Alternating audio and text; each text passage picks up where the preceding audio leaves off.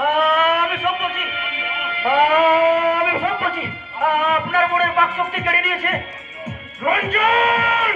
বর্দা, আমার মাথা বর্দা, নইলে আমায় মেরে ফেলবে। বিপ্লব চৌধুরী, চেঁচাবেন না মিস্টার গাঙ্গুলি, চেঁচাবেন না। এটা আপনার বাড়ির বৈঠক খেলা নয়। রঞ্জনকে ছাড়া দেন ইন্সপেক্টর। অসম্ভব। এই রঞ্জন সত্যবান রায়ের বাড়িতে আগুন লাগিয়েছে, তার বইয়ের বাক্সটি কেড়ে নিয়েছে। তাই একে আমি সমস্ত ক্ষতিপূরণ আমি দিয়ে দেবো। সমস্ত ক্ষতিপূর্ণ আপনি দিয়ে দেবেন, তাই না? তাহলে দিন, আখির যা ক্ষতি তা ফিরিয়ে দিন। ফিরে দিন ভালো কফিয়া সত্যবান রায়কে। অসম আমি কিছুই জানি না, কিন্তু এই রঞ্জন জানে। একে আমি পিটিয়ে আদায় করে নেব সমস্ত।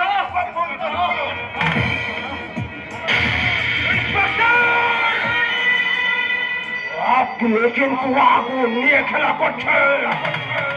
যে আগুন আপনি দেশের বুকে লাগিয়েছেন তা নেভাতে হলে প্রথমে আমাকে আগুন নিয়ে খেলতে হবে মিস্টার গাঙ্গুলি। আমি জানতে চাই রঞ্জনকে আপনি ছাড়বেন কি না? কোর্ট থেকে ছাড়িয়ে নিয়ে আসবেন, ডিএসপি বিপ্লব চৌধুরীর হাত থেকে নয়। আপনার ডিএসপির পোশাকটা আমি কেন নেব? হ্যাঁ নেবেন মিস্টার গাঙ্গুলি। আপনি যখন এখানকার এমএলএ তখন অনেক কিছুই কেড়ে নেওয়ার ক্ষমতা আপনার আছে। কিন্তু একটা কথা মনে রাখবেন মিস্টার গাঙ্গুলি, ডিএসপি বিপ্লব চৌধুরীর পোশাকটা কেড়ে নিলেও তার মন থেকে আদর্শ আর বিবেকটা আপনি কেড়ে নিতে পারবেন না। রঞ্জনকে মুক্তি না দিলে তোমার বোন আখিকে আমি কাটে টুকরো টুকরো করে দেবো। আখির যদি সামান্যটুকু ক্ষতি হয় তাহলে এমএলএ পেলেও আপনি রেহাই পাবেন না। আপনার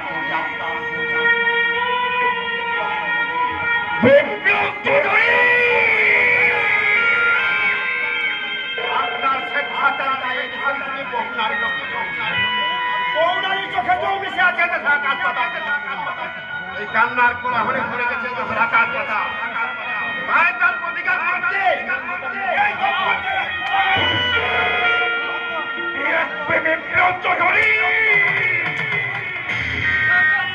আপনি কি করছেন স্যার? এবার যে সারা এলাকায় আগুন জ্বলে উঠবে। তবু এদের আমি ছাড়বো না।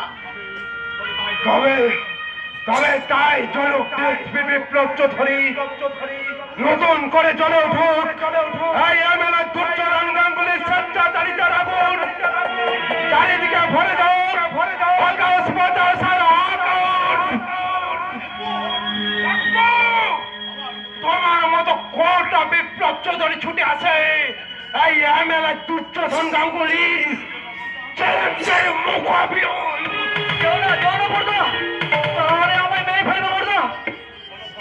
তোর কোন ভয় নেই রে রঞ্জন। আজ রাতের মধ্যে যেমন করে হোক এই ডিএসপি বিপ্লব চৌধুরীর উঁচু মঞ্চটাও মাটির সঙ্গে মিশিয়ে আমি তোকে উদ্ধার করে নিয়ে যাবই। আমিও দেখবো মিস্টার দুর্যোধন গাঙ্গুলি কেমন করে এই কাজটাকে উদ্ধার করে নিয়ে যা।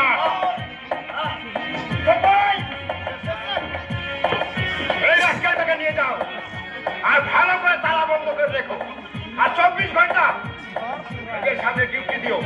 নিয়ে যাও। দয়া করে সব এই ভগবানের দিব্যি করে বলছি আর কখনো এসব কাজ সবাই নিয়ে যাও। স্যার এভাবে নিজে নিয়ে সর্বনাশ ডেকে আনবেন না স্যার। রঞ্জনকে ফিরিয়ে দিয়ে এমএলএ স্যারের পা ধরে ক্ষমা দিয়ে আসুন। দ্বিতীয়বারও কোথাও উচ্চারণ করলে আপনাকে আমি সাসপেন্ড করবো মিস্টার দত্ত। আপনি না পুলিশ অফিসার, এই পোশাকটা পরে আগে আপনার মনে ছিল না নিজের প্রাণ দিয়ে রক্ষা করবো জনগণকে? তাহলে কেন আপনি এই পোশাকটা নিয়ে আপনি ঘুষ দেওয়ার জন্য নিয়েছিলেন?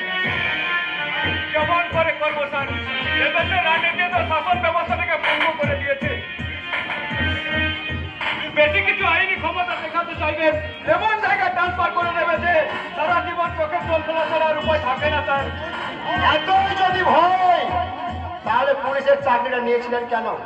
ওই জনগণকে ভয় দেখিয়ে ঘুষ নেওয়ার জন্য? অধিকাংশ পুলিশ অফিসারের মতো আমিও ঘুষ নিই, কিন্তু কেন নি জানেন? কেন? এদেশের চোর গুন্ডা চোরা কারবারিরা সবাই নেতাদের ধর্মপুত্র। ওরা অপকর্ম করার আগে থানায় বয়ে গোষ্ঠীতে আসবেন, আপনি সততা দেখাবেন, আপনার বাচ্চাটা কিডন্যাপ হয়ে যাবে। আপনি আদর্শ একটা বাচ্চা চাইবেন, আপনার স্ত্রীর উপর বলাৎকার হয়ে যাবে। আরে তার প্রতিকার তো আপনাকেই করতে হবে। আমি আপনাকে রিকোয়েস্ট করছি মিস্টার দত্ত, আপনি আমাকে একটু হেল্প করুন।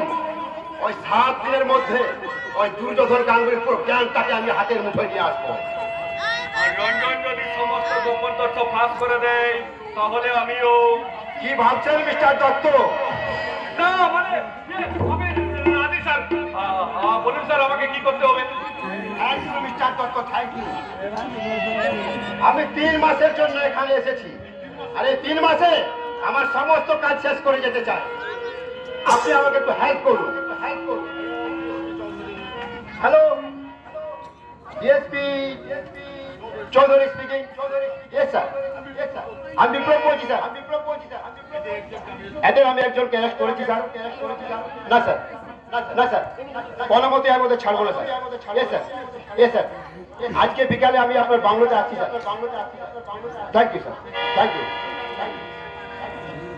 Thank you sir. সন্ধ্যার মধ্যে আমি আসছি স্যার।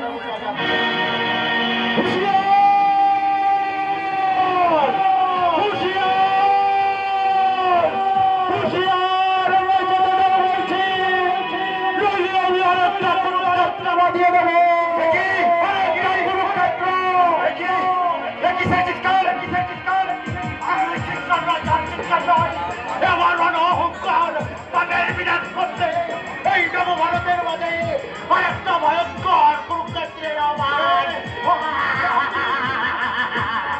আমি অর্জুন। আমি সেই অর্জুন যার একমাত্র শিশু পুত্র হবিকে ওই আধুনিক কুরুক্ষেত্রের চক্রবু বাজে নির্মম ভাবে হত্যা করেছে। আর সেই জন্য আমার কাছে শক্তি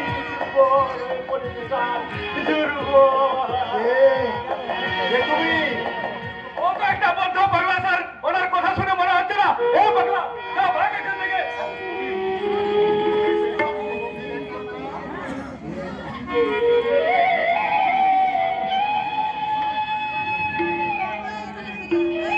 হ্যাঁ তুমি সেই সপ্তরথীর একজন না, অভিহত্যার আরে ঘাতক নবী। কি বাজে কথা বলছেন? আমি তো পুলিশ অফিসার খুলে দত্ত।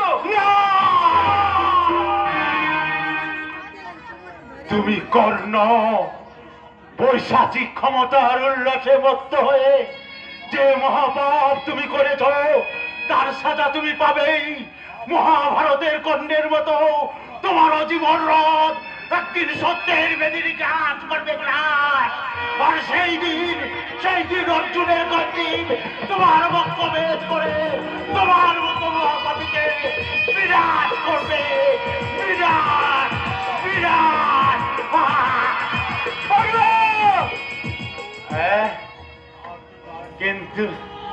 কিন্তু তার জন্য তো একটা কৃষ্ণের প্রয়োজন। কৃষ্ণ না হলে অর্জুনের সারথি কে হবে? পাপ পুণ্যের এই ধর্মযুদ্ধে একটা কৃষ্ণ না হলে অর্জুনের যুদ্ধ জয় হবে না। এই যে স্যার, আপনি আমার কৃষ্ণ হবেন, আমার ধর্মযুদ্ধের সারথি হবেন আপনি। কি বলছো তুমি? আমি চ্যালেঞ্জ করে বলছি স্যার, আপনি কৃষ্ণ হয়ে আমার পাশে থাকলে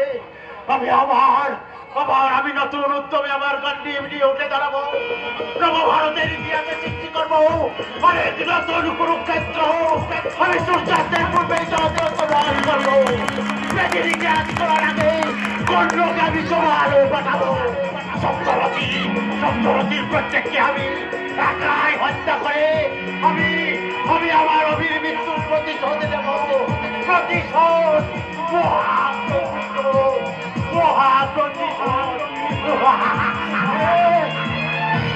আপনি তবে কি আপনি রিপোর্টার সত্যবান রায়? না, আমি বালক অভির সেই হতভাগ্য পিতা, যার একমাত্র পুত্রকে ওই দুর্যোধনের দল নির্মম ভাবে হত্যা করেছে।